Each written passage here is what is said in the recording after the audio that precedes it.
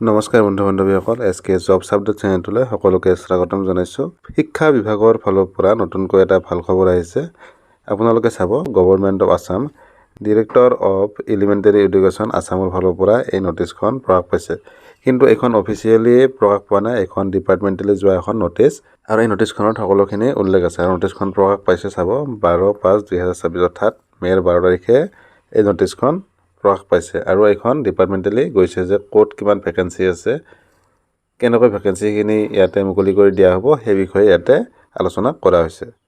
ইয়াতে চাব আপোনালোকে, এই যিখন নটিচ আছে এইখন ডিষ্ট্ৰিক্ট এলিমেণ্টাৰী এডুকেশ্যন অফিচাৰ যিমান আছে, অল ডিষ্ট্ৰিক্ট মানে আমাৰ যিখিনি ডিষ্ট্ৰিক্ট আছে 35খন যি ডিষ্ট্ৰিক্ট আছে, সেই ডিষ্ট্ৰিক্টলৈ এই নটিচখন চাৰ্কুলেট কৰা হৈছে বা এই নটিচখন পঠোৱা হৈছে, চেণ্ড কৰা হৈছে। তো ইয়াতে চাব, যিখিনি ভেকেঞ্চি এতিয়ালৈকে খালী হৈ আছে বা যিখিনি ভেকেঞ্চি মানে ৰিটায়াৰ হৈছে বা কিছুমান পোষ্ট বাদ দিছে, কিছুমানে চাকৰি বাদ দি গৈছে মাজতে, vacancy portal up to date কৰিব দিছে 10 পইণ্ট ৰষ্টাৰ ৰেজিষ্টাৰ নামৰ এটা ৰেজিষ্টাৰৰ দ্বাৰা ইয়াতে ৰেজিষ্টাৰ কৰিব দিছে। ইয়াত অকল ৰেগুলাৰ যিখিনি পোষ্ট আছে টিচাৰৰ, সেই পোষ্টখিনি ইয়াতে উলিয়াবলৈ কোৱা হৈছে। ইয়াতে চাব, LP আৰু UP স্কুলৰ কাৰণে ডিৰেক্টৰেট অফ এলিমেণ্টাৰী এডুকেশ্যনক ইয়াতে দায়িত্বখিনি দিয়া হৈছে।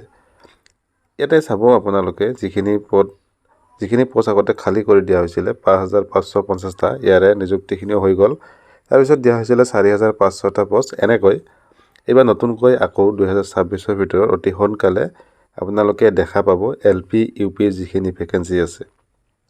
লগতে দেখা পাব যিখিনি ৰেগুলাৰ পোষ্ট আছে GT PGT, সেইখিনিও ইয়াতে দেখা পাব। কাৰণ যিখিনি শিক্ষা বিভাগৰ যিখিনি পদ আছে, সেইখিনি যথেষ্ট সংখ্যক এইবাৰ ভেকেঞ্চি দিম বুলি যিহেতু আমাৰ নতুন চৰকাৰখনে ঘোষণা কৰিছে। ডক্টৰ হিমন্ত বিশ্ব শৰ্মাও কেইদিনমান আগতে এটা নিউজত কৈছে, আমি দেখা পাইছোঁ।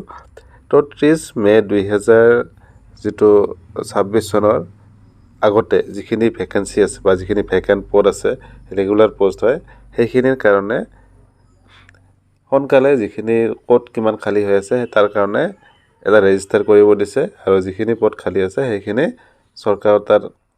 চৰকাৰে সেইখিনিৰ ওপৰত ভেকেঞ্চি খালী কৰি দিব আৰু নিযুক্তি সোনকালে দিয়া হ'ব।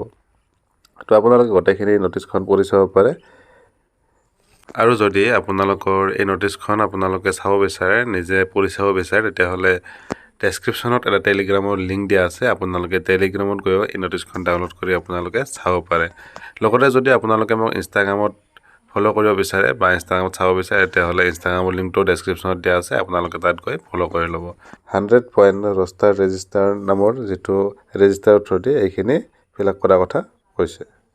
আৰু সকলোখিনি সোনকালে কৰিবলৈ চৰকাৰে ইয়াতে কথাখিনি উল্লেখ কৰিছে। তো এইখন ফেক নটিচ নহয়, এইখন এখন মষ্ট আৰ্জেণ্ট এখন নটিচ হয়।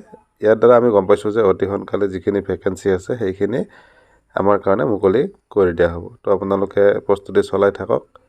যদি ভিডিঅ'টো ভাল লাগিছে তেতিয়াহ'লে লাইক কৰিব। যদি চেনেলটোত প্ৰথমবাৰ আহিছে, এনেকুৱা ধৰণৰ নতুন আপডেট পাবলৈ চেনেলটো ছাবস্ক্ৰাইব কৰি বেল আইকনটো প্ৰেছ কৰি থ'ব। আশা কৰোঁ আপোনাৰ দিনটো শুভ হওক। ধন্যবাদ। জয় অসম।